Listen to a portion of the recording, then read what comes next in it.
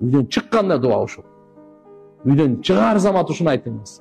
Бисмилля, Аллахтын аты менен чыгып атам. Таваккалту алаллах, Аллага таваккал кылдым. Деген мааниси кандай? Өзүмдү дагы, ишимди дагы Аллага тапшырдым. Вала хаула вала куввата илля билля. Канчадан бар үйүнөн чыгат, кайра кайтпайт туган.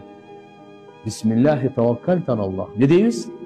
Бисмиллахи таваккалту алаллах.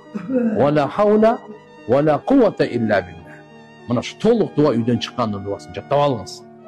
Мусулман адам пайгамбарыбыз айтканын карманат, аткарат.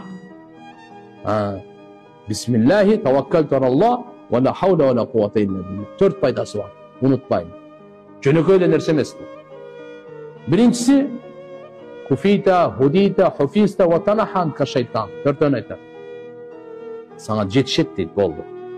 Сага жашооңо не керек болсо, ушу дуаны окудуңбу? Жетишет сага. Так. Экинчиси, сен сакталдың дейт.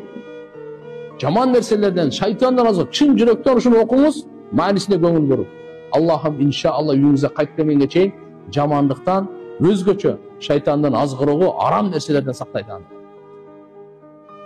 Үчүнчүсү, сага хидаят туура жолдомо берилди дейт. Төртүнчүсү, сенден шайтан узак качты дейт.